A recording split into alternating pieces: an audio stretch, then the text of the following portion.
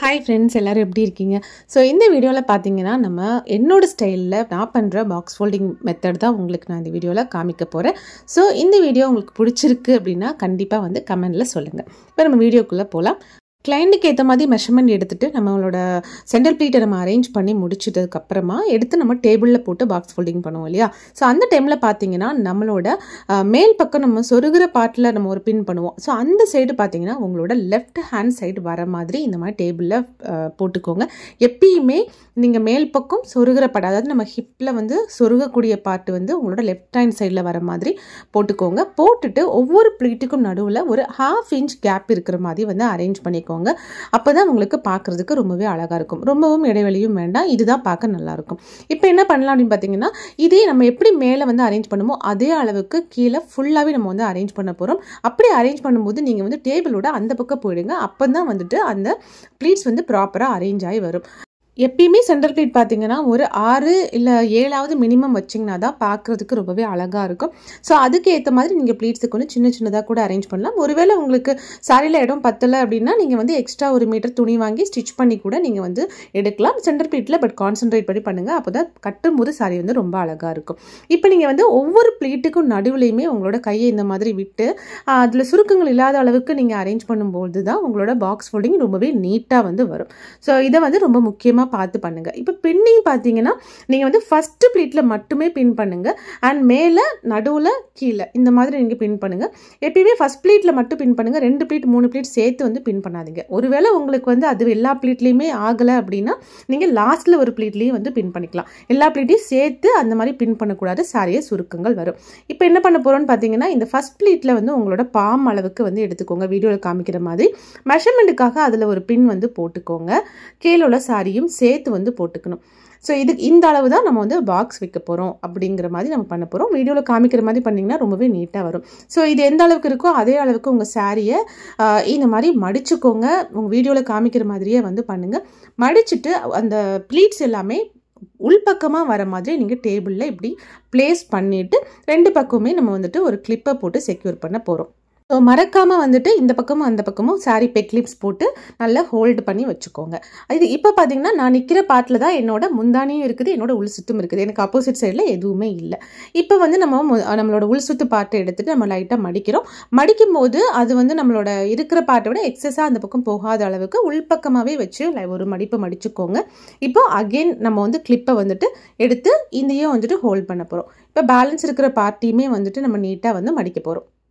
ஒருவேளை உங்கள் சாரி வந்து ரொம்ப லென்த்தாக இருக்கும்போது 2 மடிப்பு 3 மடிப்பு கூட வரலாம். இப்போ இந்த சாரியில் பார்த்தீங்கன்னா கிளைண்டோட உடம்புக்கு ஏற்ற மாதிரி 2 மடிப்பு வந்திருக்கு. ஸோ நான் வந்து மடித்து வந்து வச்சாச்சு.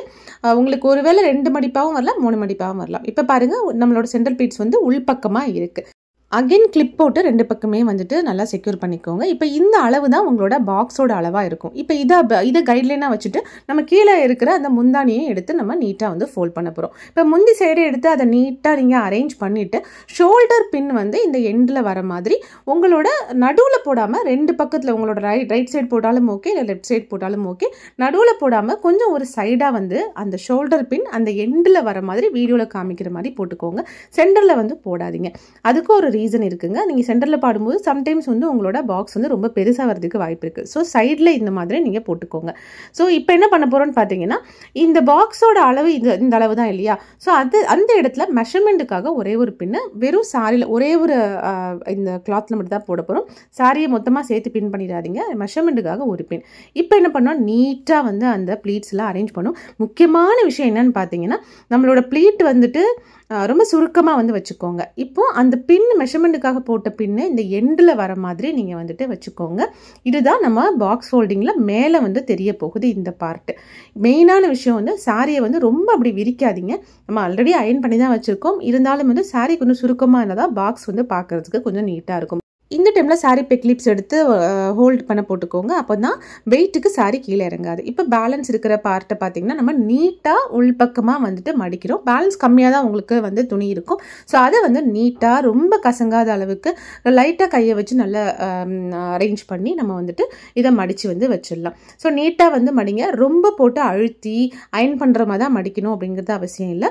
பார்க்குறதுக்கு கொஞ்சம் நீட்டாக இருக்கிற மாதிரி மடிச்சுக்கோங்க. இப்போ என்ன பண்ண போகிறோம் அப்படின்னு பார்த்தீங்கன்னா, எந்த பக்கம் நமக்கு சின்னதாக இருக்கோ அந்த பக்கத்தை நம்ம ஃபஸ்ட்டு மடிக்க போகிறோம். ஸோ உங்களோட கைட்லைன் பார்த்தீங்கன்னா அந்த பார்டர் இருக்கிற அளவுக்கு நீங்கள் வந்து மடிச்சுக்கலாம். இப்போ இந்த பக்கம் பார்த்தீங்கன்னா சாரீ கொஞ்சம் பெருசாக இருக்கும், அதனால நம்ம சாரியை 2 வாட்டி நம்ம வந்து மடிக்க போகிறோம். ஸோ 2 வாட்டி உங்களோட பாக்ஸுக்கு ஏற்ற மாதிரி மடிச்சுக்கலாம். கைட்லைன் வந்து அந்த பார்டரை வந்து வச்சுக்கோங்க.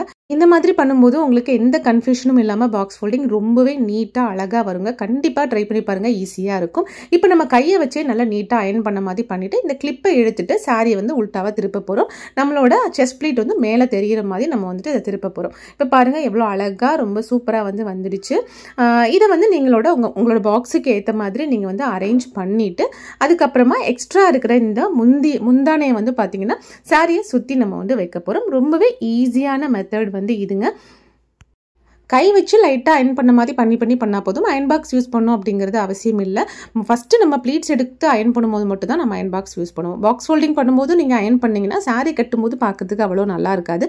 இப்போ எக்ஸ்ட்ரா இருக்கிற இந்த முந்தானையை வந்து இந்த மாதிரி சாரியை பாக்ஸ் ஃபோல்டல் சாரியில் வந்து நல்லா சுற்றிட்டு பின்பக்கமாக திருப்பி அதில் இருக்கிற அந்த முந்தானையோட எக்ஸ்ட்ரா ப்ளீட்டை வந்துட்டு அந்த பின்னை ரிமூவ் பண்ணி எல்லா ப்ளீட்ஸ் கூடயும் சேர்த்து ஒரு பின் பண்ணிட்டீங்கன்னா அது வந்து கலண்டு வராது. கிளைண்ட் கிட்ட இன்ஃபார்ம் மட்டும் பண்ணிவிடுங்க இந்த மாதிரி பின் பண்ணியிருக்கோம் அப்படின்னு சொல்லிட்டு. ஸோ இப்போ பாருங்கள் எவ்வளோ நீட்டாக பார்க்கவே ரொம்ப அழகாக இந்த மாதிரி சாரீ வந்து ரெடி ஆகிடுச்சு. இது வந்து ரொம்ப காமனான ஒரு சைஸில் நம்ம வந்து பண்ணியிருக்கோம். பார்க்கவே ரொம்ப ப்ரிட்டியாக இருக்கும் அண்ட் வந்து ரொம்ப ஈஸியாக கூட இருக்கும். கண்டிப்பாக இந்த மெத்தடை ட்ரை பண்ணி பாருங்கள். இது என்னோட ஓன் மெத்தடில் நானே வந்து எனக்கு கஷ்டம் இல்லாமல் இருக்கணுங்கிறதுக்காக கண்டுபிடிச்சது. ட்ரை பண்ணி பார்த்து எப்படி இருக்குன்னு கமெண்ட்டில் சொல்லுங்கள்.